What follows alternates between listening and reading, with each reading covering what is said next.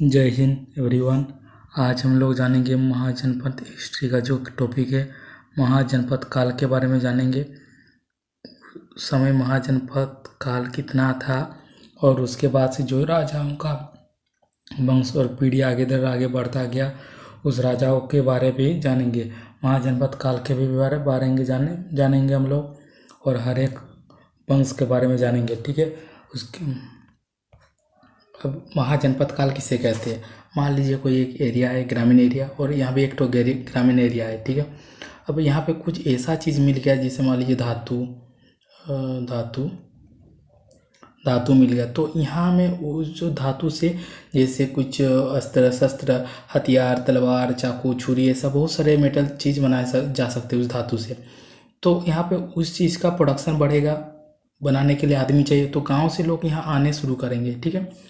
जब यहाँ पे आएंगे तो आदमियों का एरिया भी बढ़ेगा, आदमियों का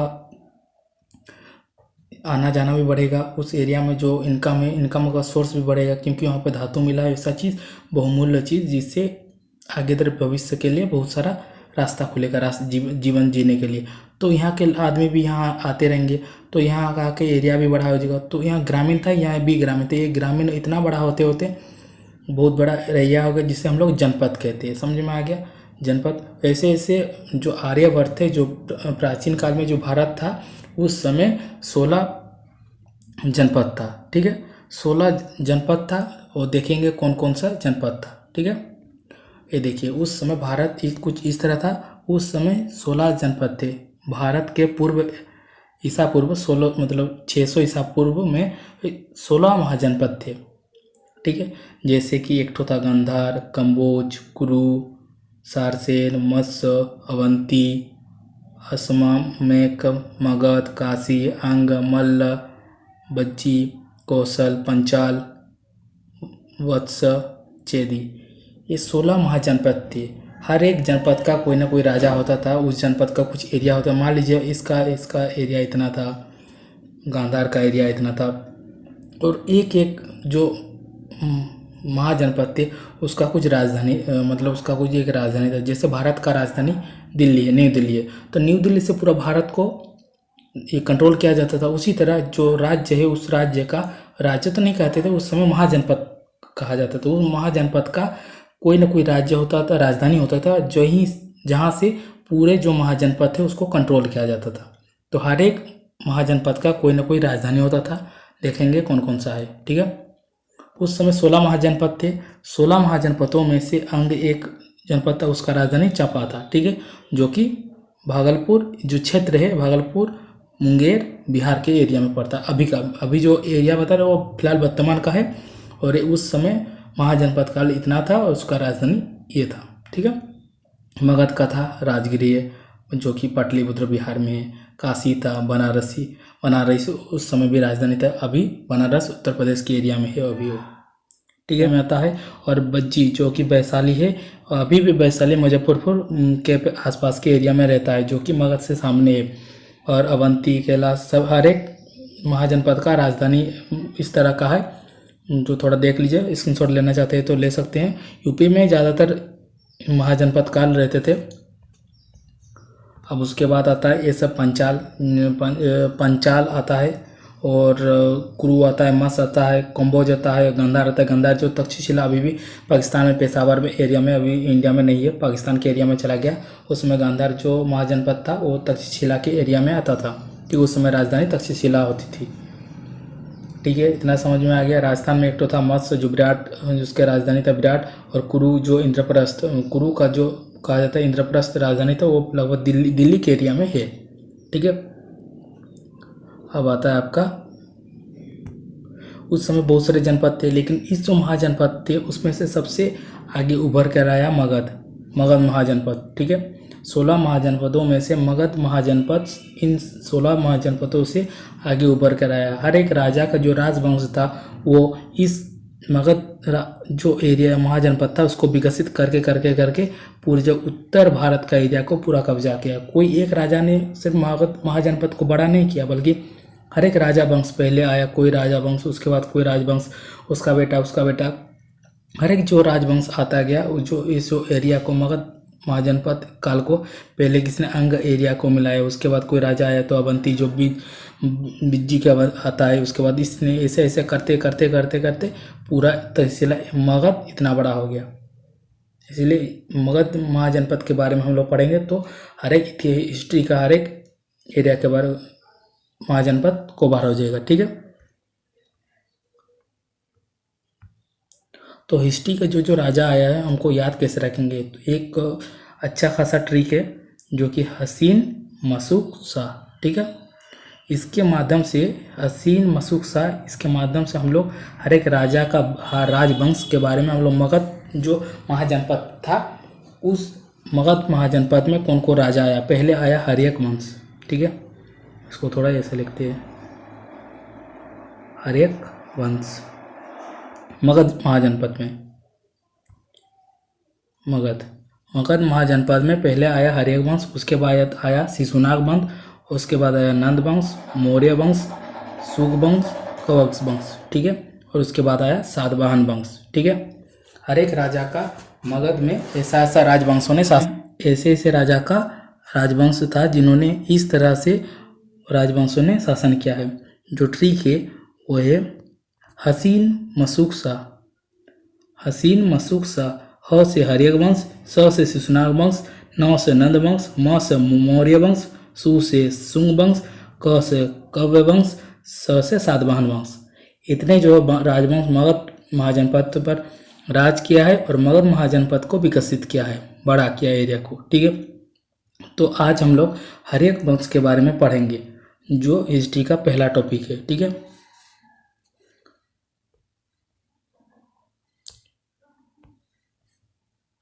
हर्यक वंश को पढ़ने से पहले थोड़ा सा जो हिस्ट्री का पार्ट ही है, लेकिन हम लोग को पूरा ठोस प्रमाण नहीं मिलता है। जैसे हम लोग महाभारत काल में, महाभारत को काल्पनिक मान लिया है ना, तो महाभारत काल में जो जरासंध राजा था, जो भीम के साथ जो पांडु पुत्र भीम था उससे जो मल्ल युद्ध किया है, उसी से हम लोग को साक्ष्य मिलता है कि मगध का राजा जरासंध था। उसी में थोड़ा सा पार्ट आया है, एक जरासंध का है। तो जरासंध का पिताजी का नाम बृहद्रथ था। तो मगध में पहले जो राजा था उसका जो बृहद्रथ है उसी को हम लोग संस्थापक मानते हैं, क्योंकि उसके पहले कोई राजा का नाम भी नहीं है पता हमें और उसने कोई साक्ष्य भी नहीं मिला है। तो मगध का जो संस्थापक था वो बृहद्रथ था, उसका बेटा था जरासंध और उसके बाद उसका बेटा आता है सहदेव और उसके बाद होता है रूपंजय। ठीक है, जो भीम जरासंध का बात करता है मल्ल युद्ध में। इतने हम लोग को पता है, जो कि इसका कोई सटीक प्रमाण नहीं मिलता है। और उस समय मगध का जो राजधानी होता था वो राजगृह था। ठीक है, राजधानी ये कोई मतलब इसका कोई पूरा सटीक प्रमाण नहीं है, इसीलिए उसको जो महाभारत काल से हम लोग सुने हैं जानते हैं, इसीलिए उसको लिखा है। लेकिन हम लोग हिस्ट्री के पार्ट में आमतौर पे हर्यक वंश ही पढ़ते हैं। ठीक है, हर्यक वंश। ठीक है, हर्यक वंश का संस्थापक बिंबिसार है। ऐसा जो राजा था जिसने हर्यक वंश का स्थापना किया, उसी के बाद से उसका बेटा ऐसे करके हर्यक वंश का चलता गया। पहला राजा आता है हर्यक वंश जिसका संस्थापक बिंबिसार को कहा जाता है और उसका राजधानी राजगिरी था। मतलब वहीं से वो जो मगध जो जनपद था उसको संचालन करता था। बिंबिसार जो राजा था वो वैशाली को जीतना चाहता था। मतलब क्या बोले, पहले जो एक वो उसका जो राजधानी था वो राजगिरी था। वो जीतना चाहता था वैशाली को, क्योंकि जो मगध महाजनपद था वो वैशाली इस एरिया में आता था। बिज्ज महाजनपद में वैशाली आता था। मतलब बिंबिसार चाहता था कि हम वैशाली को जीत लेंगे तो एक महाजनपद उसके एरिया में आ जाएगा। तो उस बिंबिसार का सोच था कि मैं पहले वैशाली को जीतूंगा, लेकिन वो वैशाली को नहीं जीत पाता है। तो वो सोचता है कि अंग देश को जीतेगा। अंग भी एक महाजनपद था। तो हर्यक बिंबिसार ने पहले अंग देश को जीत लिया, मतलब एक जनपद महाजनपद उसके एरिया में आ गया। और उसके बाद वैशाली को जीतना चाहे, लेकिन वो वैशाली को नहीं जीत पाया। तो उसने सोचा मैं जब वैशाली को नहीं जीत पा रहा हूँ, तो उसने उसके अगल का एक राज्य था जिसका महाजनपद था, उसका नाम आ रहा है जो अवंती अवंती जो अवंती एमपी में, उस समय एमपी में एरिया में आ जाता था। एमपी में था, यहाँ था मगध और यहाँ था अवंती। तो मगध का राजा बिंबिसार ने अवंती के राजा से अच्छा संबंध बनाया। उस समय अवंती का राजा का तबीयत खराब हो गया। तो तबीयत खराब जब हो गया तो मगध का राजा बिंबिसार ने इसको अवंती के राजा को ठीक करने के लिए अपना जो राजवैद्य था, बिंबिसार का जो वैद्य था जिसका नाम था जीवका लिखा है, थोड़ी स्पेलिंग एरर है वहाँ का। जीवक नामक डॉक्टर मतलब वैद्य को अवंती के राजा के स्वस्थ करने के लिए, शारीरिक स्वस्थ नहीं था, इसीलिए उसका देखभाल के लिए बिंबिसार ने अपना राजवैद्य को, जिसका नाम था जीवक, उसको भेजा। उसके भेजने के बाद अवंती का राजा का शारीरिक स्वास्थ्य अच्छा हो गया। और होने के बाद जो बिंबिसार ने वो अवंती के राजकुमारी से विवाह कर लिया। अब वो अच्छा संबंध रिलेशन बन गया। अब फिर वो चाहता है कि मेरा अभी सेना बड़ा हो गया, तो वो वैशाली को जीतना चाहता था, लेकिन उसने अपना जीवन काल में वैशाली को नहीं जीत पाया। ठीक है। और जो बिंबिसार है उसका जो राजकाल है वो जो मगध का जनपद का राजा बना, वो 544 BC से 493 में उसका मृत्यु हो जाता है। बिंबिसार का उसका मृत्यु हो जाता है और उसको बिंबिसार 52 साल मगध पर राज करता है। ठीक है, राज करता है। और जो 493 BC में उसका मृत्यु होता है, कौन करता है मालूम है आपको? उसका मृत्यु उसका पुत्र खुद करता है, जिसका नाम है अजातशत्रु। उसका नाम है अजातशत्रु। वो अपने पिता का हत्या करता है, इसीलिए उसको पितृहत्या कहा जाता है। पितृहत्या, क्योंकि वो अपने पिता का हत्या किया, इसीलिए उसको पितृहत्या कहते हैं। उसका पिता का नाम था बिंबिसार। ठीक है। अब जब उसका राजगिरी, बिंबिसार चाहता है कि वैशाली जीतने, लेकिन वो जीत नहीं पाता। लेकिन अजातशत्रु जब आता है तो वैशाली को जीत लेता है। कैसे जीतता है? उस समय वो जीतता है, वो अपने गुप्तचर भेजता है। गुप्तचर भेजता है। तो गुप्तचर का नाम क्या था?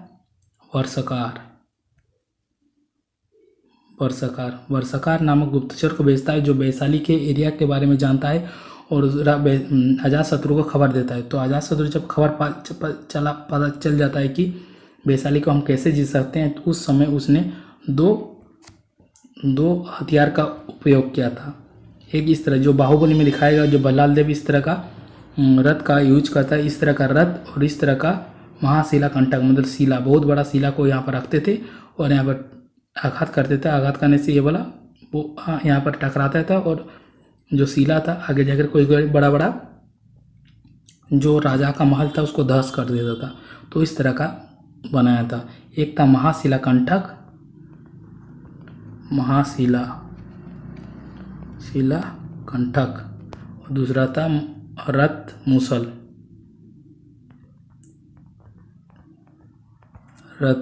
इस तरह का हथियार का अजातशत्रु ने प्रयोग किया था अपने युद्ध में। ठीक है। और उसने जो अपना राजगिरी, उस समय तो उसका राजा और राजगिरी था राजधानी, और राजधानी का जो किला को घेरा किया, किला से घेरा, लेकिन बिंबिसार ने नहीं घेरा था। ठीक है। और उसका जो जीवन काल था 493 में तो उसका पिता का हत्या कर दिया। अजातशत्रु ने बिंबिसार का हत्या करके 493 BC में वो राजा बना। वो 32 ज़्यादा नहीं 32 साल राज किया और 461 में BC में उसका मृत्यु हुआ। अजातशत्रु का मृत्यु हुआ। और अजातशत्रु का मृत्यु कौन किया मालूम है? उसका ही बेटा उदयन ने मारा। लेकिन उस समय उदयन ने उतना ज़्यादा कुछ डेवलप मगध साम्राज्य को विस्तार नहीं कर पाया, लेकिन उसने एक चीज़ किया था, राजधानी परिवर्तन किया था। उदयन ने राजधानी परिवर्तन किया था। राजधानी परिवर्तन क्या किया था? राजगिरी से पाटलिपुत्र किया था। पाटलिपुत्र अभी भी बिहार का राजधानी पटना है, जो कि पहले पाटलिपुत्र के नाम से जाना जाता था। और उदयन ने जैन धर्म को अपनाया था। ज़्यादा कुछ नहीं इसके बारे में, ठीक है। अब आ जाता है उदयन का बेटा, उसका नाम था नागदशक। इसने भी उदयन का मृत्यु हुआ। उदयन का मृत्यु किसने किया था? नागदशक ने। नागदशक ने मारा। नागदशक का ज़्यादा कुछ नहीं, उसने एक उसका सेनापति का नाम था शिशुनाग वंश। शिशुनाग जो सेनापति था, उसने नागदशक का हत्या किया, ठीक है। और जो हर्यक वंश था, उसका अंतिम राजा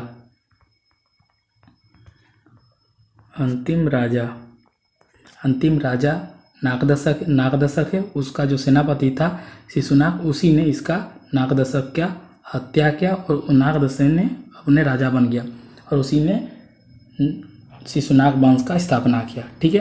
कितना आ गया? अभी हर्यक वंश खत्म हो गया, थोड़ा सा देख लेते हैं, ठीक है। उस समय जो हर्यक वंश था, जो मगध साम्राज्य था, उस समय इस तरह का विकास किया था। जो एरिया था, उस तरह किस राजा ने किस एरिया को कब्जा किया था। बिंबिसार ने कुछ एरिया इस यहाँ पर देखिए, हर्यक ने कुछ किया था और शिशुनाग ने कुछ उस समय एरिया को, जो उसके बाद आता है शिशुनाग डायनेस्टी, वो जो एरिया कुछ एरिया को कैप्चर करते हुए मगध महाजनपद में आता है, ठीक है। पहला राजा आता है बिंबिसार।